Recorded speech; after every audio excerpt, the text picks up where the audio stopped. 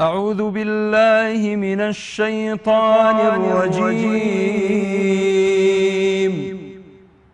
بسم الله الرحمن الرحيم. شهر رمضان الذي أنزل فيه القرآن شهر رمضان الذي أنزل فيه القرآن هدى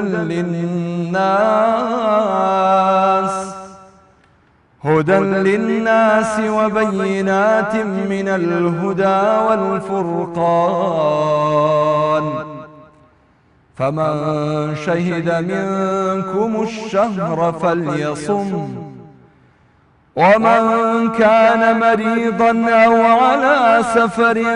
فعدة من أيام أخر،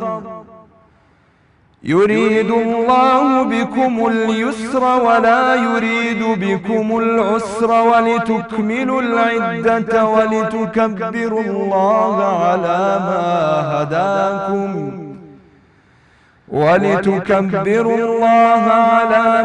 هداكم ولعلكم تشكرون.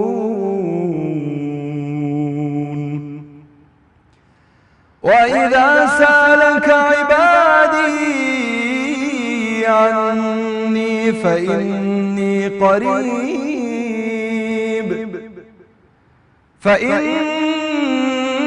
قريب أجيب دعوة الداع إذا دعان، فليستجيبوا لي وليؤمنوا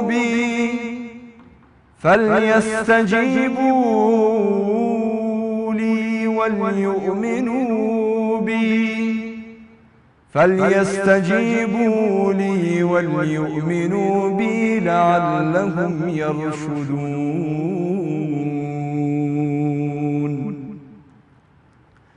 بسم الله الرحمن الرحيم. بناوی خوای بەخشندەی میهرەبان، بینەرانی بەڕێز و خۆشەویستی کەناڵی ئاسمانی پەیام، سەلام و ڕەحمەتی خواتان لێبێ.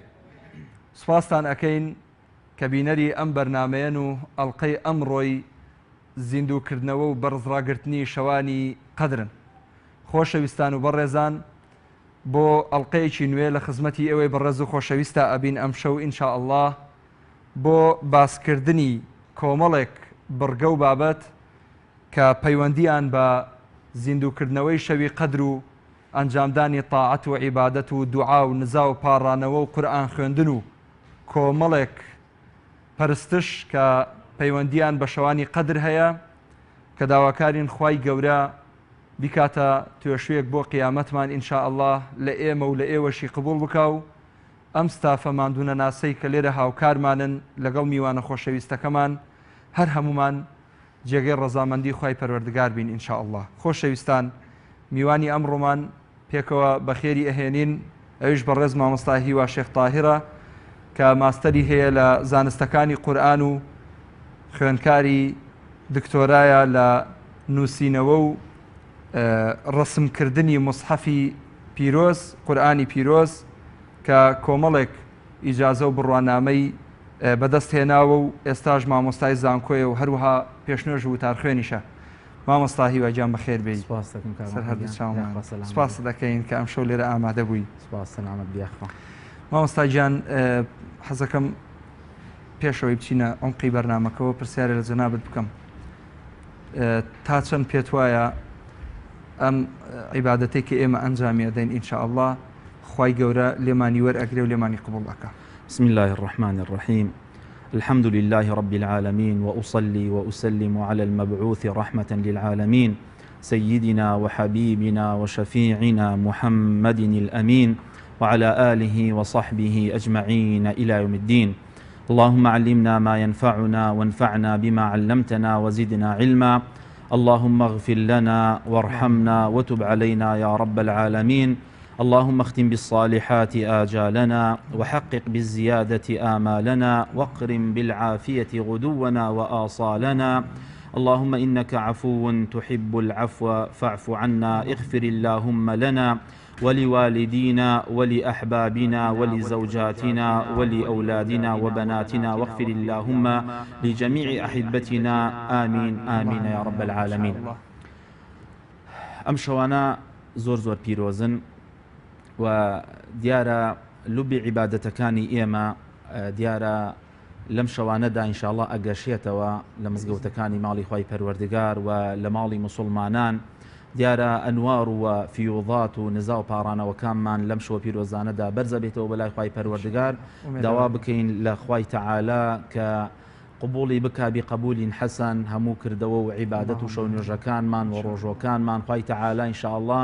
سەربەرزی دیوانی مەحشەرمان بکا لە خزمەتی محەممەد المستەفادا هەمومان کۆ بکاتەوە. اللهم ئامین. خوای گەورە سەلامەتت کە. مامۆستا گیان حەز ئەەکەم ئەم شەو باسی اتصالێک یاخود پەیوەندیەک لە نێوان بەندەکان و خوای پەروەردگار بکەین، واتە میهرەبانی پەروەردگار بۆ بەندەکانی. خوای گەورە تا چەند لەگەڵ بەندەکانیان میهرەبانە و خوای گەورە تا چەند لە بەندەکانی خۆش ئەبێ و ئەم لێ خۆشبوونە لە چیەوە دروست ئەبێ و بەندەکانی چی بکەن بۆ ئەوەی خوای گەورە لێیان خۆش بێ. کۆمەڵە پرسیار هەن کە حەزمان لێیە باسی لێوە بکەین ئینشاءڵڵا. هیچە لەو پرسیارانە ئەوەیە کە خوای گەورە چ پێویستیەکی بە بەندەکانی هەیە بیپەرستن و بەندەکانی خوا ئەگەر هەمویان خوا بە تەواتی بپەرستن چی لە دەسەڵاتی خوا زیاد دەکات، یاخود ئەگەر نەیپەرستن خوا نەخواستە گومڕابن چی لە سامان و لە خوای گەورە کەم ئەکا. باڵێ خوای پەروەردگار یەکێک لە ناوەکانی ئەلغەنی، خوای تەعالا دەوڵەمەنە، پێویستی بە هیچ نییە، بەڵکو ئێمە فەقیرین، ئەنتم الفقراء إلى الله، ئێمە زۆر فەقیرین، ئێمە زۆر ئەبێ زەلیلی بنوێنین لە دیوانی خوای پەروەردگار لە قاپی و لە دەرگای خوای تەعالا. خوای پەروەردگار دیارە ئێمەی خەلق کردووە بۆ عیبادەت، وما خلقت الجن والإنس إلا ليعبدون. و ئەگەر هەرچی خەڵک هەیە لەسەر لە جیهانە ئێستا کە 7 ملیارە یان زیاتر یان کەمترە، هەر هەمویان عیبادەت بکەن، هەر وەکو چۆن لە حەدیثی صحیحی مسلمە هاتووە و شێخی نەوەویش لە 40 النەوەویە نەقلی کردووە: يا عبادي لو أن أولكم وآخركم وجنكم وإنسكم كانوا على أتقى قلب رجل منكم. أجر إيوة لأولتانا وتا أخير بجنو بياوتانا وبدولمن وفقيرتانا وبهرهموتانا وأجر عبادت بكن على أتقى قلب رجل منكم. علماء فرمون أما بيغمري خويا صلى الله عليه وسلم أتقى الناس على وجه الأرض، أعبد الناس على وجه الأرض هو رسول الله صلى الله عليه وسلم. همو تانوكو بيغمري خوا عبادت بكن كأما حدي أو ما نبغين با خولي جربي بيغمري خوايا صلى الله عليه وسلم ما زاد في ملك الله شيئا. هيش لملك خواي تعالى، هيش لدى صلاة خواي تعالى زيادناك، بەڵکو ئەو عیبادەت و ئەو کوڕنۆش و ئەو دوعا و ئەو نوێژ و ڕۆژوانی کە ئێمە ئەیکەین هەر هەمووی بۆ ئەوەیە بۆ ئەوەی ئێمە خۆمانی پێگەورەکەین، ئێمە خۆمانی پێدەوڵەمانکەین و خوای تەعالا هیچ پێویستی بە عیبادەتی ئێمە نییە. اینجا کە عەکسی ئەمە: لو أن أولكم وآخركم وجنكم وإنسكم كانوا على أفجر قلب رجل منكم، كأڵێن شەیطانی لەعینە، ئەگەر ئەوەڵ و ئەخیرتان، جنتان، ئینستان، بە جن و ئینستانەوە بە جنۆکەکانەوە بە ژن و پیاومانەوە ئەگەر هەر هەمویان تاوان ئەنجام بدەن خوا پەنامان بدا، هەمویان خراپە بکەن، خراپەکاری بکەن، کە موەزین و بانگبێژی و وەکیلی پێغەمبەری خوا صلی الله علیه وسلم کە بانگی ئێمە کە حەی عەلە الصەڵا کەسمان نەچین بۆ مزگەوت، کە مانگی ڕەمەزان دێ كتب عليكم الصيام، كسمان بروجون بين روجون جرين خوا پەنامان بدا، کەس بانگ نەدا، شعائری دین هەمووی ڕابگیرێ و هەمومان تاوان و ئەنجام بین وەکو شەیطانی لەعین خوا پەنامان بدا، ما نقص في ملك الله شيئا. هیچ لە ملکی خوای تەعالا کەم ناکا. بەڵام پێغەمبەری خوا لە کۆتایی حەدیثەکەی فەرموویە بەڵکو ئەمە چاکە و ئیحسانێکە، خۆتانی پێ گەورە ئەکەن، خۆتانی پێ جوان ئەکەن، ئێمە خۆمانی پێ عزت ئەکەین، خۆمان پێ عەزیز ئەبین، خۆمان پێ گەورە ئەبین لە دنیا و لە قیامەتە. عیبادەت ئەبێتە مای سەربەرزی بۆ دنیا و بۆ قیامەت، ئەبێتە مای عزت بۆ دنیا و قیامەت. هەر کەسێک بەخوای تەعالا عەزیز نەبێ، بەخوای تەعالا دەوڵەمەند نەبێ، بە ئەخلاقی ڕەسوول الله گیان خۆی جوان نەکا عەلەیهی سەڵات وەسەلام، ئەو کەسە بەڕاستی خۆی بچووکە. با هەرچی مڵکی دنیا هەیە هی ئەو بێ، با هەرچی سامانی دنیا هەیە هی ئەو بێ، هەرچی مڵکی سەر ئەمەرزای هی ئەو بێ، ئەگەر بە خوای تەعالی عەزیز نەبێ، خوای تەعالی گەورەی نەکا ئەو کەسە بچووکە. ئەم عیبادەت و شەو نوێژ و نزا و پاڕانەوەی کە ئێمە ئەیکەین، ئەم ڕۆژوەی کە ئێمە بە ڕۆژوو ئەبین، ئەمە نەتیجەی ئەعمالەکانمانە لە ڕۆژی قیامەتە ئەیبینینەوە لە دیوانی خوای پەروەردگارە، لە سەحائیفی ئەعمالمانە ئەیبینینەوە لە ڕۆژی قیامەتە بە ئیزنی خوا. کەواتە مامۆستا بەندەکان دەبێت چی بکەن بۆ ئەوەی ڕەزامەندی خوای گەورە بەدەست بێنن؟ بەندەکان ڕەزامەندی خوای تەعالی دیارە زۆر زۆر گەورەیە. یەک ئێمە لە سونەتە هاتووە پێغەمبەری نازدارمان عەلەیهی سەڵات وەسەلام فێرمان ئەکا بۆ ئەوەی ئێمە داوا بکەین کە خوای تەعالی مەسەلەن ڕازی بێ لێمان و ئێمەش ڕازی بین لە خوای پەروەردگار لە بەرنامەی خوا، ئەبێ بە ڕازی بین بە بەرنامەی خوا، ڕازی بین بە قەضا و قەدەری خوای تەعالی، ڕازی بین بەوەی خوای تەعالی دایوێتی بە من لە خۆشی و ناخۆشیدا، لە جوانی و ناشرینیدا، لە کاتی گەنجێتی و لە کاتی پیریدا، لە کاتی دەوڵەمەندێتی و لە کاتی فەقیریدا، ئەبێ من ڕازی بم بە خوای تەعالی. پێغەمبەری خوا ئێمەی فێر کردووە هەر کەسێک بەیانیان سێ جار ئێواران سێ جار بڵێ ڕەضیت بالله ربا وبالإسلام دينا وبمحمد صلى الله عليه وسلم نبيا ورسولا، أفرمي خوای تەعالی أوجب على نفسه أن يرضيه في الآخرة، واجب لسر خوای پەروەردگار أو عبد الرازي لا روجي قيامته. بۆیە ئەوانەی کە خوای تەعالیان لە خۆیان ڕازی کرد ئەوانن کە دائیمەن لە خزمەتی خوای تەعالادان، لە خزمەتی بەرنامەی خوای تەعالادان، لە خزمەتی مزگەوتەکانان، لە خزمەتی کەلام و فەرمودەکەی خوای تەعالادان کە قورئانی پیرۆزە، هەر شوێنێک بۆنی خوای تەعالای لێوە بێ، ذکری خوای تەعالای لێوە بەرز بێتەوە، ئەوان لەو شوێنانەدان، لە هەر شوێنێکە باسی پێغەمبەری خوا بکرێ لەو شوێنانەدان، دڵیان خۆشە بە مینبەری پێغەمبەر، دڵیان خۆشە بە میحرابی ڕەسوول الله، دڵیان خۆشە بە مەنارە و مزگەوت، دڵیان خۆشە بە سونەتەکانی پێغەمبەری خوا صلی الله علیه و سلم، ئەوانە خوای تەعالی لە خۆیان ڕازیەکەن، خوای تەعالیش لەوان ڕازی ئەبێ، لەوانە ئەصحاب، لەوانە مهاجرین و ئەنصار، والسابقون الأولون من المهاجرين والأنصار رضي الله عنهم ورضوا عنه، أوانا خوای تەعالی ئەوانە ڕازی بوون بە بەرنامەی خوای تەعالی، خوای پەروەردگاریش لەوان ڕازی بوو. بۆیە لەوانەی کە هاتووە کە ماڵی خۆی، سامانی خۆی، حیات و ژیانی خۆی هەمووی فیدای بەرنامەی پێغەمبەری خوای کرد صلی الله علیه و سلم، ئیمامی ئەبوبەکری سیدیق ئەفەرمێ هەرچی هەبوو ئیمامی ئەبوبەکری سیدیق پێش ئەوی بێتە ناو ئیسلامەوە، یەکێک بوو لە توجار و لە دەوڵەمەندەکانی قوڕەیش، بەڵام کە دێتە ناو ئیسلامەوە هەرچی هەیە ئەیبەخشێ لە پێناوی خوای پەروەردگارە، هەرچی ماڵی هەیە ئەیهێنێتە خزمەتی پێغەمبەری خوا، لە بینی دەستی پێغەمبەری خوایە دای ئەنا. پێغەمبەری خوا پێی ئەفەرمێ ئەبا بەکر ماذا أبقيت لعيالك، چیت هێشت بۆ ماڵ و مناڵ؟ ئەفەرمێ ئەبقەیت لهم الله ورسوله، خوا و پێغەمبەری خوام داناوە بۆ ئەوان، بەرەکەتی خوا، بەرەکەتی پێغەمبەری خوا لە ناو ماڵ و مناڵمایە، من گوێ نادەم بەوان. بۆیە ئەفەرمێ وای لێ هات هیچی نەما ئیمامی ئەبوبەکری سیدیق، جلی نەما لەبەریکە، ئەو پیاوە دەوڵەمەندە کە یەکێک بوو لە توجاری قوڕەیش، یەکێک بوو لە توجارەکانی مەکە. ئەفەرمێ فاتیمەی کچی پێغەمبەر زانی کەوا باس لە ئەبوبەکری سیدیقەکەن، ئەو پیاوە دەوڵەمەندە ئێستا فەقیر بووە بەهۆی ئەوەی کە هەرچی ماڵی بوو بەخشی لە پێناوی خوای تەعالادا، بۆ ئەوی ڕەزامەندی خوای تەعالا بەدەست بێنێ. ئەفەرمێ ئەو ڕۆژەی کە شوئەکە هەدیەیەکی بۆ هێنن، قوماشێکی جوانی بۆ هێنن، قوماشێکی ڕۆمی کە هەدیەی بووکێنی کچی پێغەمبەرە صلی الله علیه و سلم، کە ئەبیستێ ئیمامی ئەبوبەکر جلی لەبەران نییە بێ بۆ مزگەوت، هەر چۆن بڵێ هینەکەی ئەغێ قوماشێکی پێ ئەمێنێ، ئەو قوماشە جوانەی فاتیمە ئەینێرێ بۆ ئیمامی ئەبوبەکر، ئەفەرمی بۆی نوێژی پێوە بکە، کە ئیمامی ئەبوبەکر تۆزێ دوا ئەکەوێ لە مەجلیسی پێغەمبەر لەبەرەوەی جلی لەبەرانیە، قوماشە جوانەکەی کچی پێغەمبەر لەبەر ئەکا، فەرمی لەبەری ئەکا بە ئەوها وەکو عابایەک وەکو جوبەیەک لەبەری خۆی ئەکا و بە قامیشێک بە پەتێک وەکو پشتوێنێک ئەیبەستێ و ڕائەکا بۆ مەجلیسی پێغەمبەری خوا صلی الله علیه و سلم. خوای پەروەردگار ئەمە ئاگادارە لەسەر حەوت طەبەقەی ئاسمانەوە کە پیاوێک لە ئومەتی پێغەمبەر صلی الله علیه و سلم بە ناوی ئەبوبەکری سیدیقەوە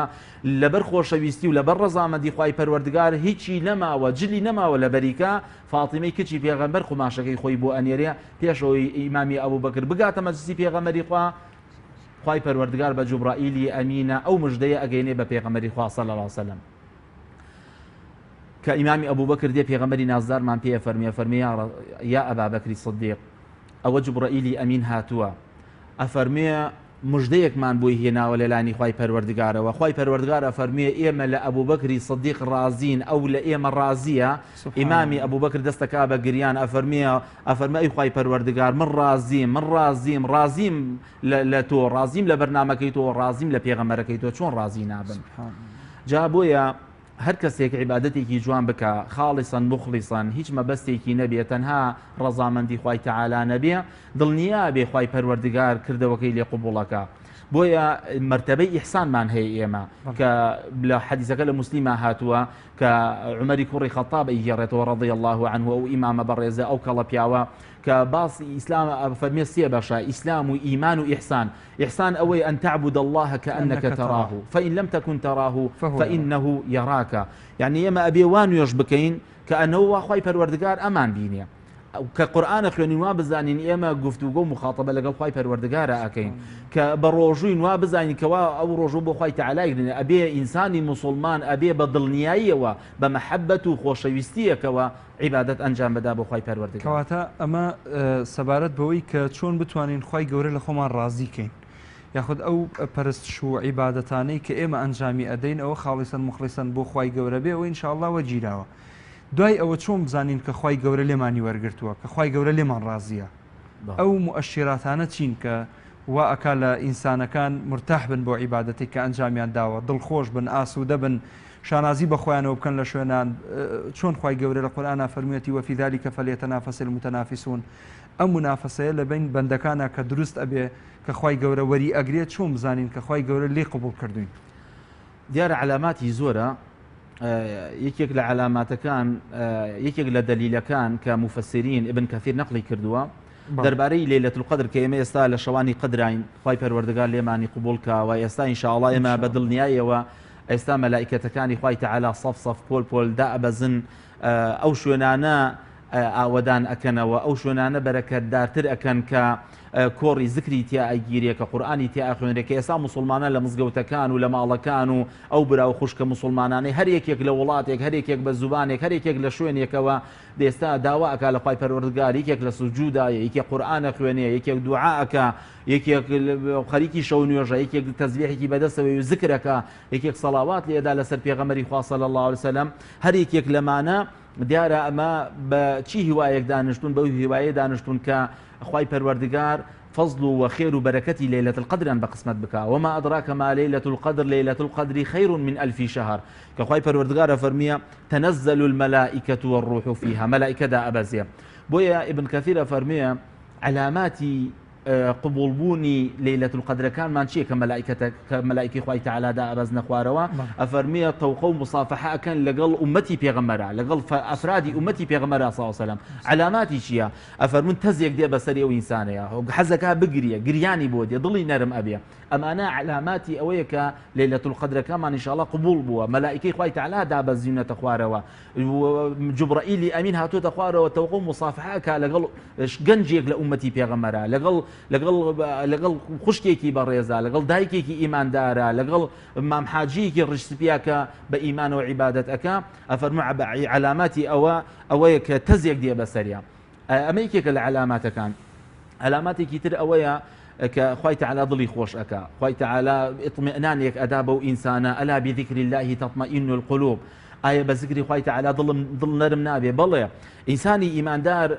چۆن بزانێ خوای تەعالا لێ ڕازی بووە و عیبادەتەکانی قبول کردووە؟ یەکێک لەوانە مەسەلەن کە دوعاکانی قبول ئەبێ، دوعاکانی گیرا ئەبێ، یەکێک لەوانە ئەخلاقی جوان ئەبێ، یەکێک لەوانە استیقامە و بەردەوامی ئەبێ لەسەر ئەو عیبادەتەی کە لە مانگی ڕەمەزانە کردوێتی، یان ئەو عیبادەتەی کە بە بەردەوامی ئەیکا، ئەو شەو نوێژانەی کە ئەیکا بەردەوام ئەبێ لەسەری. قل آمنت بالله ثم استقم، بەردەوام ئەبێ لەسەری. ئەو علاماتی قبوڵە و علاماتەکەی ئەوەیە کە هەستەکان نزیکە لە خوای پەروەردگارەوە. بۆیە یەکێک لەوانە ئەصحاب ئەوەندە یەقین و دڵنیاییان هەبوو بە خوای پەروەردگار،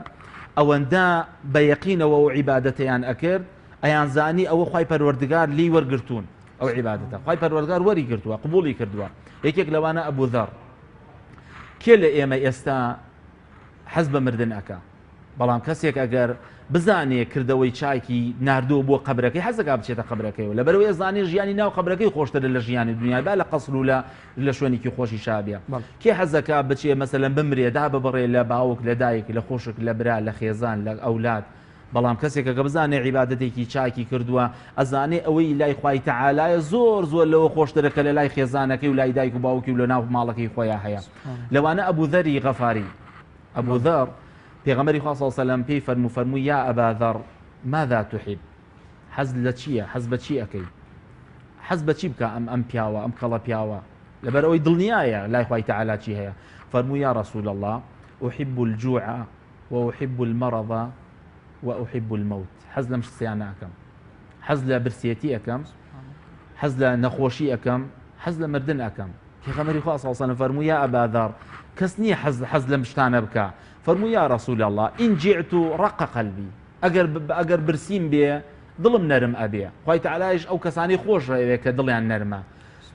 وإن مرضت خف ذنبي ئەگەر نەخۆش بکەوم ئەوە گوناهەکانم کەم ئەبێتەوە ئەوە ئەبێتە مای کەفاری گوناهەکانم وإن مت لقيت ربي ئەگەر بمرم بلقاء خوای رب العالمين شاد أبا سبحان الله أما علامات قبوله بويا من أحب لقاء الله أحب الله لقاءه هركز حز بك بلقاء خوای تعالى خوای تعالى حز أكا بلقاء هركز برنامج خوای تعالى خوش بي خوای تعالى حز لأكا هركز حز بك بلاي خوای پروردگار خوای تعالى حز أكا وعبد بك بلاي خوای پروردگار دەست و چاوت خۆش بێ پێمان خۆشە ناوە ئەوە خۆشی بینەران بێنینەوە بۆ بەرنامەکە و مناجاتێک بکەین ئەگەر وڵاتەوە ئاسایی بێ ئینشاءالله پیاوچاکان زۆریان حەز لە مناجات بووە لەبەر ئەوەی مناجاتیش بەشێکە لە دوعا یعنی سەیری شعرەکانی مامۆستا عەبدولکەریمی مدەڕس کە مناجاتە سەیری مەسەلەن شعری مەسەلەن نالی مەحوی کە پیاوچاکان مەسەلەن غەزالی هەمووی مناجاتە بۆیە مناجاتیش جۆرێکە لەوەی کە ئەو ئینسانە حەزەکە مەسەلەن بگاتە لیقای خوای پەروەردگار ئینشاءالله ئینشاءالله خۆشەویستان هەندێک مناجاتەکەین ئەگەر خوای گەورە لێمان قبول بکە ئێوەیش بە هەمان شێوە دوعا و نزا و پاڕانەوەکانتان بەردەوام بێ لەم شەوە پیرۆزەیە بۆ ئەوی خوای گەورە هەروەگا ئاماژەمان پێکردی کاتە توێشوێک بۆ قیامەتمان ئینشاءالله خدایە ئەم شەو لە یادت کەمێ ویردەکەم بۆ پاک و بێگەردیت سەرنەوی ئەکەم بۆ گەورەی تۆ شەرمەندەی خۆم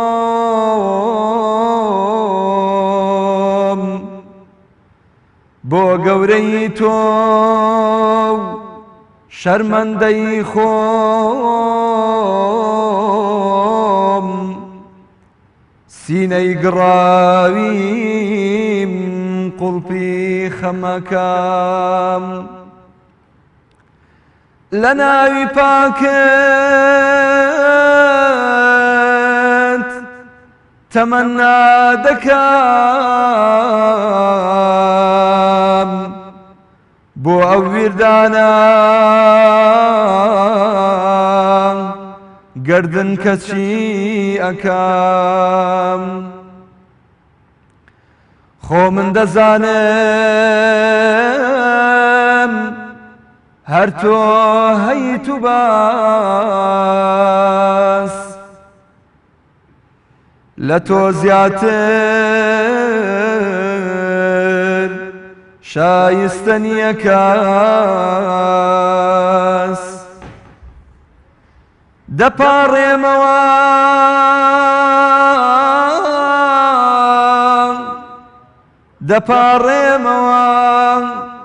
لە دەرگای خودا دەپاڕێمەوە لە دەرگای تۆ ئەی خودا لە خودی خۆتە نزام بۆ تۆ ئەی خودا چونکە ئەی خودا هەر تۆ بەخشندەی لە ناوی جوانتە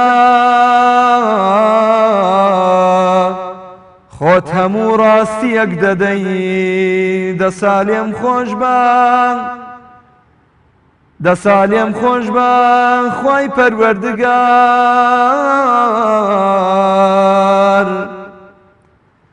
دەمن ببەخشە ئەی خودا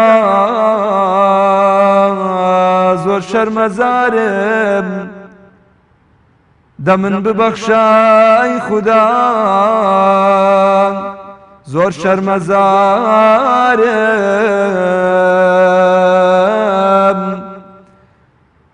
دەسوم ڕووی شەرمەندەیم لە گۆڕی زگارم خودایە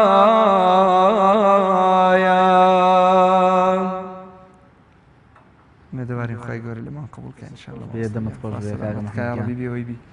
مامۆستا گیان ئەگەر باسی بابەتێکی تر بکەین ئەویش ئەوەیە کە بەندەکانی خوا بۆ دائیمەن دەبێ بترسن کە خوای گەورە بەردەوام لە بۆ سەدایە بۆیان بۆ ئەوەی وەک چۆن ئەڵێن عیقابیان بدا یاخود عەزیەتیان بدا یاخود بیان خاتە جەهەنەمەوە ئەمە ڕەنکەیە بیر و ڕای هەندێک لە بەندەکانی خۆی بێ کە وا هەستەکەن ئەڵێن خوای گەورە دایم باسی عەزابی جەهەنەم و دۆزەخ و ئاگر و ئەم جۆرە عیقاب و تاوانانەی کردووە عەفو ئەم جۆرە عیقاب و ئامادەکراویانەی کردووە کە خوای گەورە ئامادەکردن سزایانەی کردووە پێت وایە کە خوای گەورە لە بەرامبەر ئەو چاکانەی کە دەکرێت لەلایەن عەبدەکانیەوە پاداشتیان بداتەوە بە شێوەیەک لە شێوەکان یاخود ئەوەی کە گۆڕایەڵی بەرنامەی ئیسلام و ڕێچکەی ئاین نەبێ خوای گەورە عقوبەی ئەدا بەڵێ ئەو بۆچوونە بۆچوونێکی هەڵەیە بەڵێ و بۆچوونێکی غەڵەتە کە ئێمە وا بزانین خوای تەعالا یعنی ئێمەی خەڵق کردووە بەس بۆ ئەوەی عەزابمان بدا بەس بۆ ئەوەی سزامان بدا بەس ئاگری جەهەنەم هەیە لە قبرا مثلا ضمة القبر هەیە لە ناو قبرا مثلا دوو پشک و مثلا مار و ئەو شتانە هەیە عەزاب هەیە سزا هەیە ئاگری جەهەنەم هەیە مثلا سەقەر هەیە ئەو شتانە یعنی ئەمە پێوترێ خەوف یعنی دائما مسلمانان بترسێنین وان نییە یان دائما مسلمانان تووشی تەرهیب و ئەو شتانەیان بکەین نا ئێمە تەرهیبمان هەیە و تەرغیبیشمان هەیە ئێمە خەوفمان هەیە و ڕەجایشمان هەیە طبعا ئەمە عولەما و زانایانی ئێمە ئەمەیان باس کردووە لەوانە بۆ نمونە ئیمامی طحاویە لە العقیدە طحاویە ئیمامی طحاویە ئەفەرمیە هەر کەسێک ئەگەر بەس خەوفی هەبێ و ڕجای نەبێ ئەو بە هەڵەیە ئەچێ هەر کەسێکیش هەر ڕجای هەبێ و خۆفی نەبێ ئەوش هەر هەڵەیە یعنی ئێمە چۆن ئەبێ لە خوای تەعالا بترسین لە سزا و لە عیقابەکانی ئەو شتانی خوای تەعالا نەهی کردووە ئەبێ نەیکەین بۆ ئەوەی خوای تەعالا عەزابمان نەدا لە بەرامبەر ئەمەدا ئەبێ ئێمە هیوامان هەبێ ئەبێ ئێمە دڵمان خۆش بێ بە جەنەتی خوای پەروەردگار بە ڕەحمی خوای پەروەردگار بە لوتف و بە کەرەم و بە گەورەی خوای پەروەردگار بۆیە ئێمە خەوف و ڕەجامان هەیە لە عقیدەی ئەڵتەحاویەدا ئەم شتەی زۆر جوان باس کردووە و مامۆستا عەبدوڵای هەرتەلی زۆر جوان تعلیقاتی لەسەر داوە کە ئێمە بچین بخوێنین ئەو شتانە مەسەلەیەکی عقیدەیە ئێمە چۆن خەوفمان هەبێ ئەبێ بەرامبەر ئەوەش ڕەجامان هەبێ مثلا قل يا أيها الذين أسرفوا على أنفسهم لا تقنطوا من رحمة الله إن الله يغفر الذنوب جميعا إنسان ما دام إيماني هبيا ما دام عقيده كخوي تعالى وحده لا شريك له ما دام إيمان وعقيده بنبوتي بيغمري خوادا صلى الله عليه وسلم إن شاء الله خوي تعالى جنتي بو أهل إيمان دانا وكيمش خو أبي خمان بأهل إيمان دابنين أو بو چونيكي هليا خوي تعالى عقاب وسزاي هي لقل أوشا خوي تعالى جنتي هي لطف ومرحمتي هي خوي تعالى مهرباني هي خوي تعالى حزناك خوي تعالى زور لو بالرحم ترى من الطفل بابنها خوي تعالى چند بالرحم وبعطف وبسوزة برامبر أو منالي خوي تعالى زور لو بالرحم ترى كأو آفرته شون رحمك شون سوزي هي برامبر منالكي خوي تعالى زور لو برحم ترى وببزي كواتا ما مصاب بندكان پێویستە لەبەر محبەتی بەرامبەر و مەسەلەن لەبەر خۆشەویستی خوای گەورە و پاداشتەکانی پەرستش و عیبادەت ئەنجام بدەن یاخود ابن القیم قولێکی جوانی هەیە یان مثلا بۆچوونی ئەولیا گەورەکان و علەما صالحەکان شێخە ڕەبانیەکان بۆچوونیان وابووە فەرموویان ئەی خوای پەروەردگار لەبەرەوەی ئەوەندە خوای تەعالایان خۆش ویستووە ئەوەندە ڕۆچوون لە عیبادەتی خوای تەعالایە گەیشتبوون بە مەقامێک کە زانی ئەیان زانی کە خوای تەعالا مەسەلەن زۆر خی تەعالایان خۆش ویستووە لەوانە ابن القەیم ئەفەرمێ خوای پەروەردگار من عیبادەتت بۆ ناکەم بۆ ئەوەی مەسەلەن سزان بدەی بە ئاگری جەهەنەم و عیبادەتش بۆ ناکەم بۆی داخلی جەنەتم بکەی بەڵام خۆشەویستی و میهرەبانی و گەورەی تۆ وام لێکا کە من عیبادەت بکەم لەوانە ڕابعەی عەدەویە ئەم ئافرەتە صالیحە کە یەکێک لە ئەولیاکانی خوای تەعالا ئەوەندە عیبادەتی کردووە يعني وتوێتی خوای پەروەردگار من بەس چاوم لە قاپی و لە مەرحەمەتی تۆیە ئەوەی لەسەر ئەرزایە من هیچ حسابێکیان بۆ ناکەم بۆیە فەرموویە فليت الذي بيني وبينك عامر وبيني وبين العالمين خراب إذا صح منك الود فالكل هين وكل الذي فوق التراب تراب أي خوای پەروەردگار بەس تۆ ئەگەر ڕووی لطفت لە من هەبێ ئەتر کەسی تر چاک نەبێ لەگەڵ ما کەس ڕووی خۆش نەبێ لەگەڵ ما من گوێ نادەم بەوانە بەس تۆ چاکبی لەگەڵ ما بەس تۆ ڕووی مەرحەمەتت لە من هەبێ وكل الذي فوق التراب تراب ئەوەی کە لەسەر گڵایە لەسەر خۆڵە من بۆکو خۆڵ سەیرانەکەم وەکو خۆڵ حسێبیانەکەم بۆیە ئەم ئافرەتە صالیحە ئەوەندە اتصال و پەیوەندی هەبوو لەگەڵ خوای پەروەردگارە شەو ڕۆژ لە عیبادەتا بوو شەوێک ئەفەرمێ دزێک ئەچێتە ماڵی ڕابعەوە کە ڕابعە ئافرەتێکەوە پارێکی زۆری هەبێ و خەڵک خێری پێکاوە ئەوە ئەڵێ کە هاتە ماڵەکەی ڕابعە خەریکی عیبادەت و ئەوە بوو ئەڵێ کە ئاگای لێ بوو دزهاتە ماڵەوە هیچ گوێی لێ نەدا لەبەر ئەوەی ئەوەندە ڕەبتی لەگەڵ خوای تەعالادا هەیە گوێ نادا بە دز و بە پیا و خراپ و ئەمانە ئەڵێ دزەکە زۆر گەڕاوانە هیچی نەدۆزیەوە دەنگێک لە غەیبەوە هات فەرمووی إن كان الحبيب نائم فالسلطان يقظان ئەگەر خۆشەویستەکەی ئێمە ئەگەر خەوت بێ هەرچەند نەخەوت بوو لە خۆشەویستی خوای پەروەردگارە ئەوە سوڵتانی ئەم ماڵە خاوەنی ئەم ماڵەکە خوای پەروەردگارە ئەوە ئاگادارە لەوانە مالیکی کوڕی دینار کە شەو قسەیکی مەشهورە شەو دزێک بێتە ماڵیانەوە ئەگەڕە هیچ نادۆزێتەوە ئەڵێ وەرە لە لای مالێکی هیچت نەدۆزیەوە وەرە ئەوە مەسینەکەی و دەستنوێژێک بگرە و تەوبەیەک بکە بزانام لای خوای تەعالا چی ئەدۆزیتەوە ئەمانە ئەوە لە عیبادەتە چۆن بڵێ شەو ڕۆژ لە عیبادەتا بوون لە خۆشەویستی خوای پەروەردگارە دیارە خوای پەروەردگاریش ئاگای لە عەبد و لە بەندەکانی خۆیان هەیە إن شاء الله خوای پەروەردگار ئاگای لە عەبدەکانی خۆی هەیە کەواتە مادام ئەم شێعرە خۆشانە خوێندەوە بە منیش منازاتێکی عەرەبی بکەم بۆ بینەرانی خۆشەویست فەرموو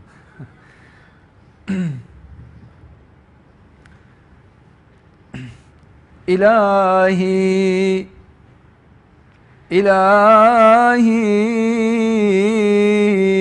سمع العابدون بجزيل ثوابك فخشعوا إلهي سمع العابدون بجزيل ثوابك فخشعوا وسمع الزاهدون بسعة رحمتك فقنعوا وسمع المولون عن القصد بجودك فرجعوا وسمع المجرمون بسعة غفرانك فطمعوا وسمع المؤمنون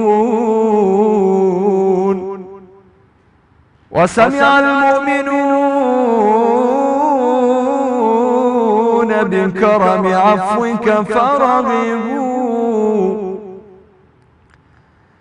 إلهي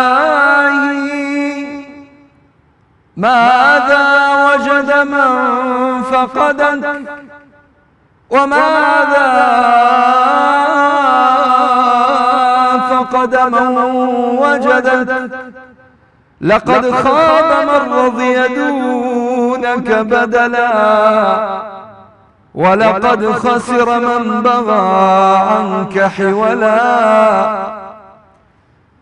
إلهي أنا الفقير إليك في غناي فكيف لا أكون فقيرا إليك في فقري وأنا الجهول إليك في علمي فكيف لا أكون جهولا إليك في جهلي إلهي وسيدي وخلاقي وحرزي وموئلي غفرانك إن شاء الله. خالي ما خوش بما مستعجل خی گەورە لێمان خۆش بیا خۆ خی گەورە سەلامەتت دەربارەی ئەو شعرەی جەنابت کە ئەفەرمێ شعرە عەرەبیەکە ئەی خی پەروەردگار ماذا وجد من فقدك هەر کەسێک خی پەروەردگار ونکە و ڕێگای خی پەروەردگار ونکە و ڕێگای خی تەعالا ئەگەر نەدۆزیێتەوە ئایا چی ئەبێت چی دۆزی بێتەوە چی شتێکی دۆزی بێتەوە لە لوتفی خی تەعالا خۆشتر چی بەدیلێک هەیە یعنی کەسێک ئەگەر ڕێگای مزگەوت نەزانێت چی شوێنێکی لە مزگەوت خۆشتر بێ کەسێک ئەگەر پەیوەندی لەگەڵ قورئان و لەگەڵ کەلامی خی پەروەردگارانە بێ ئەبێت چی کتێبێکی تری هەبێ وانە ئەگەر کەسێک فرمودەی پێغەمبەر و ئەخلاقی جوانی پێغەمبەر و ئەخلاقی جوانی ئیسلامی نەبێ ئایا ئەبێت چی ئەخلاقێکی هەبێت چی بەرنامەیەک هەڵگرێ بۆیە ئێمە دڵمان خۆشە کە ئەلحەمدولله ئێمە شوێن کەوتەی ڕێبازە جوانەکەی محەممەد المستەفاین ئەگەر چی تەقسیرێکیشمان هەبێ ئەگەر چی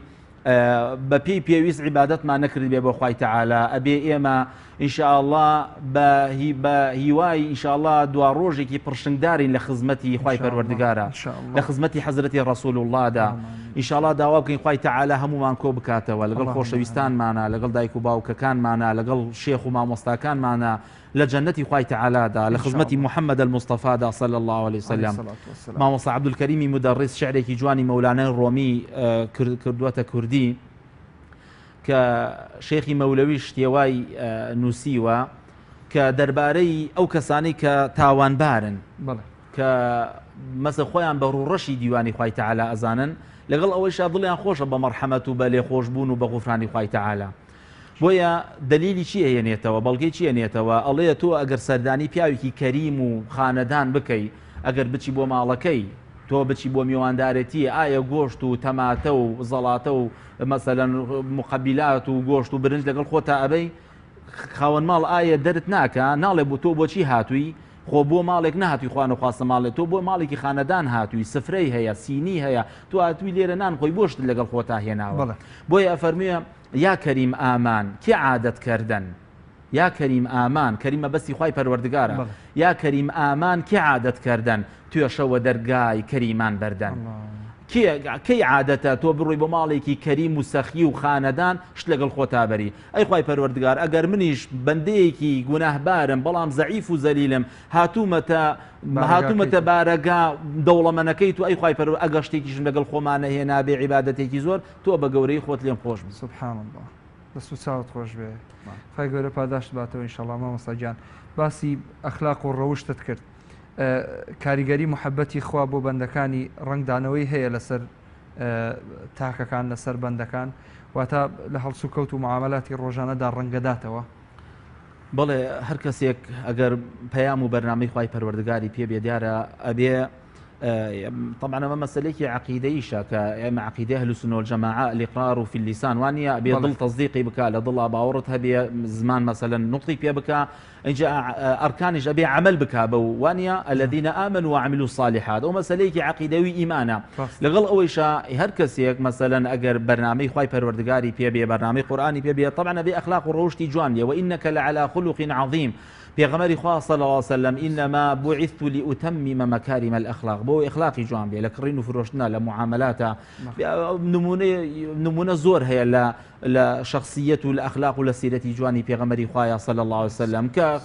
یارمەتی ئافرەتی داوە کەسێک غەڵەتی کردووە بەرامبەری پێغەمبەری خوا چاکەی کردووە لەگەڵیا مەلائیکەی شاق دێ ئەڵێ لە ئەطبقت عليهم الأخشبين پێغەمبەری خوا فەرمێ نا یا جبرائیل وامەکە عسى أن يخرج الله من أصلابهم من يقول لا إله إلا الله پێغەمبەری خوا صلی الله عليه وسلم کابراتەوە فەرموویەتی وتوێتی ئەعدل پێغەمبەری خوا صلی الله عليه وسلم فەرموویەتی ئەگەر من عادل نەبم کێ عادلە نمونە زۆرە بەڵام خی تەعالا وەصفی کردووە ئینەکە لەعەلا خولوق عەظیم بەڵام ئێمە هەر کەسێک لە ئێمە ئەهلی مزگەوت بێ ئەهلی ڕۆژوو بێ ئەهلی مانگی ڕەمەزان بێ بەڕاستی ئەبێ ئەخلاقی جوان بێ علەمای تاریخ علەمای مێژووی ئێمە ئەفەرموون ئەو هەموو وڵاتە وەکو ئاسیا و شەرقی ئاسیا بەچی مسلمان بوون ئێستا بۆ نمونە لە فیلیپین 150 میلیۆن مسلمان هەیە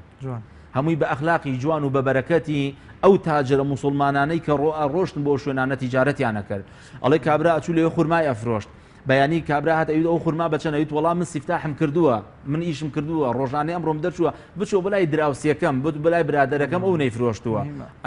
ئەیانوت ئەمە چی دینیەکە ئەمە چی بەرنامەیەکەم ئەخلاقە جوانە هیان ئەم بەرنامە ئیسلامە ئەشهد أن لا إله إلا الله وأشهد أن محمد رسول الله ئیسلام ئەبوون مەسەلەن کابرا ئەچوو مەسەلەن بۆ شتێک مەسەلەن یارمەتی ئەدا ئەمە ئەم ئەخلاقە جوانە بەڕاستی ئەبێ گەشە بکا لە ناو ئێمەدا ئێستا ئێمە بەداخەوە کابرا لە مزگەوتە ئەهلی ئیمانە لە مزگەوتە مەسەلەن خۆی بە مسلمانە زانێ بەڵام کە ئەچێتە بازاڕوانیە کە ئەچێتە شوێنە گشتیەکان وانە لە دائیرەکەی یارمەتی مسلمانان نادا بەڕاستی عیبادەت و هەر کەسێک خوای پەروەردگار بناسێ و پێغەمبەری خوا بناسێ ئەبێ ئەخلاقی جوان داشت باتەوە خۆی گەورە پاداشت باتەوە ئینشاءڵڵا نازانم چەند دقەمان ماوە ئێمە تقریبا نزیکی دەدەقەیەکمان ماوە پێم خۆش بوو ئەو دوعایەمان پێ بڵێ کە زۆر گرنگە لە شەوانی قەدرابوو ترێتەوە بۆ ئەوەی من سێ جار بەگوێ بینەرانی بڵێن بەبیریان بهێنمەوە چکە شەوانە ئێمە سێ جار ئەو دوعایەکەین ئەو فەرمودەیەمان پێ بڵێ کە ئەو دوعا عەزیمەی تایە ئەم شەو کە ئینسان ئەنجامی بدا خێریکی زۆری دەسەکەوێت ئینسان هەر مسلمانە هەر برا خوشکێک هەر دوعایەک بکە خوای تەعالا زۆر کەریمە ئینشاءڵڵا ئینسان هەر داوایەک بکە خوای تەعالا فەرمیێ لەبەیک عەبدەکەم جا دوعاش هەر کەسێک من حەزەکەم زۆر لە برایەن و خوشکان وەڵام مامۆستا من 10 ساڵە دوعاکەم خوای تەعالا استیجابەی ناکا و قبوڵی ناکا دوعا مستحیلە إن الله لا يخفى عليه شيء في الأرض ولا في السماء هر كسيك دعاك لدمي وبيت درو خاي پروردگار فرمي لبيك إن الله يستحي أن يرد يدي عبديه صفرا خاي پروردگار ببطالي نيرت أو دست أو دعايا بلام دعاء سيجورة جاري واهي خاي تعالى لدنيا دا قبوليك جاري واهي لقيامته أي كاب باداش تبوت لقيامته أو عبد الله أي خاي پروردگار بريا دعاء كام لدنيا دا قبول نبوايا بوي استاغ بوكو باداش وحسنات لبروي لقيامته باداش بكالكي امديا ما شاء الله هر دعاء بكان إنسان إن شاء الله خاي تعالى لي ورقري بلام دايك عائشة ما نفرمي يا رسول الله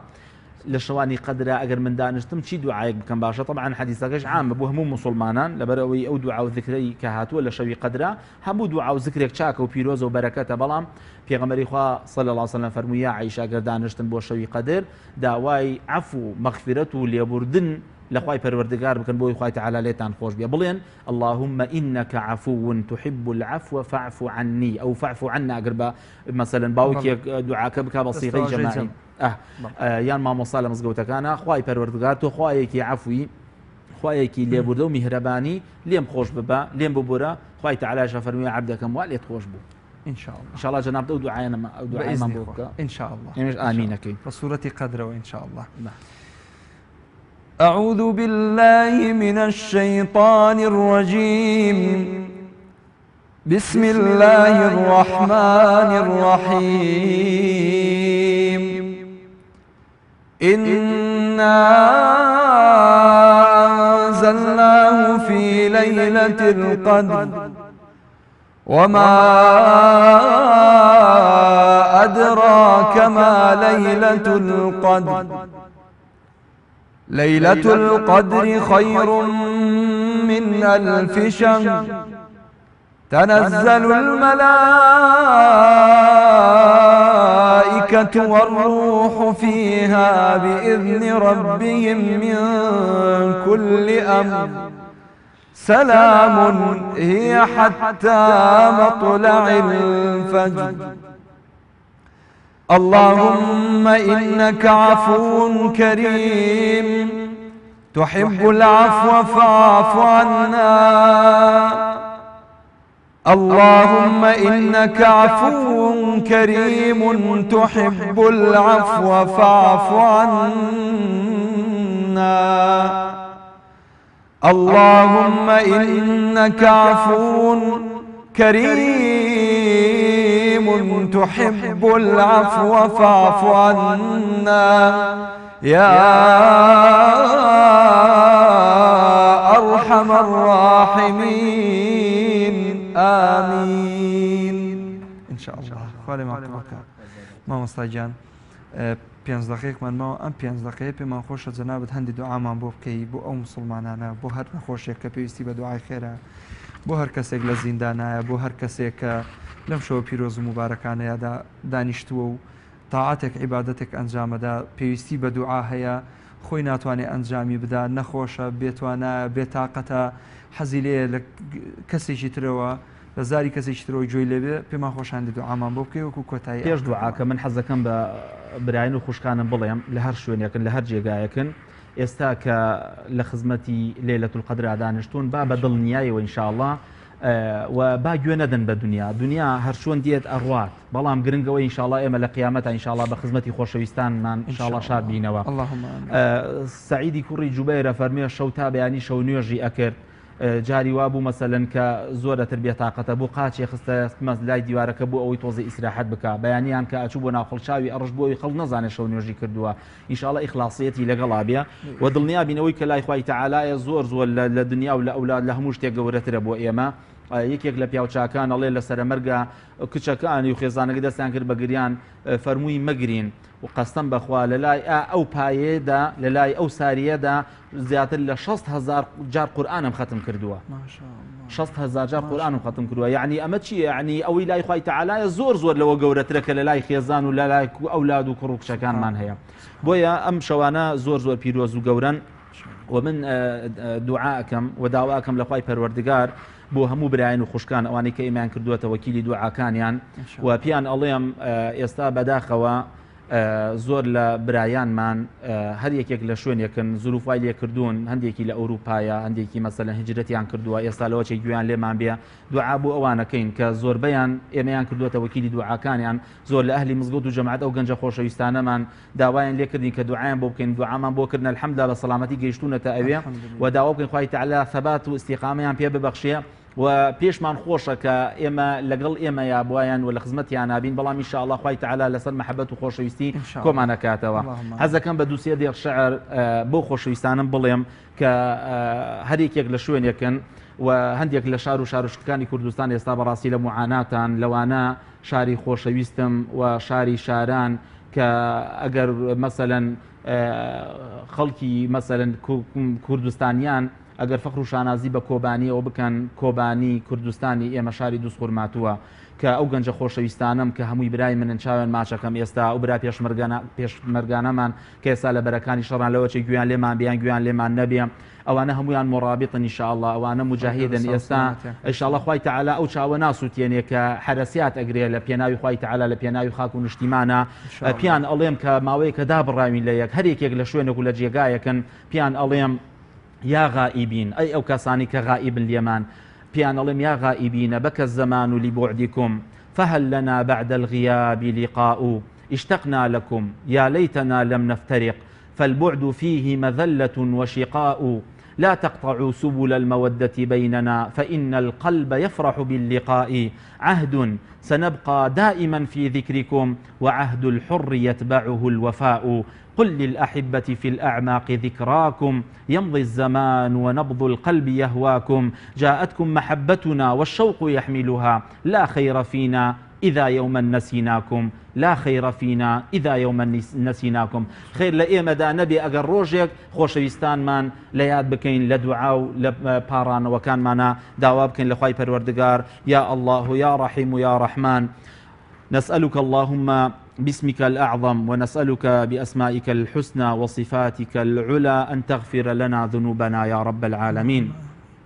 يا ربي خواي لمن خوش ببي لبرا خوشك كان من خوش بي يا رب العالمين لجناهي دايك باوك من خوش بي لجناهي مردو كان من خوش بي يا رب العالمين يا ربي خوايا لا خيرات لبركات لفيوضات ليلة القدر ببش ما نكي يا ربي خوايا سربرزي دنيا وقيامت ما بكي يا ربي خوايا علم نافع ما ببخشي لدنيا دا إصلاحي حال ما بكي يا ربي خوايا بيبهانا ما نوا يا ربي خوايا مسلماني كي زور لذلتا يا مسلماني كي زور لنا خوشي دايا مسلماني كي زور لنا هامتي دايا برا خوشكێکی زۆر لە کێشە و لە مشکلەدایە لە نەخۆشیدا یا ربی خوای بێ بەهانامانەوە یا ربی خوای دوعاکانمان قبول بکە یا رب العالمین یا الله یا رحمان و یا رحیم یا شافی شفای برا خوشکەکانمان بدەی یا ربی خوای عاقبەتی پیرەکانمان بەخێر بگێڕی یا ربی خوای هیدایەتی گەنجەکانمان بدەی ئیصلاحی حاڵمان بکەی یا ربی خوای ئەو برا خوشکانی کە کاتی زەواجیان یا ربی خوای زەواجی صالحان بە قسمەت بکەی ئەو برا خوشکانی کە زەواجیان کردووە مناڵیان یا ربی خوای ئەولادی صالحان ڕزقیان پێ عطا بکەی ئەوانەی مناڵیان هەیە ڕەبی خوایە بۆیانی حفظ بکەی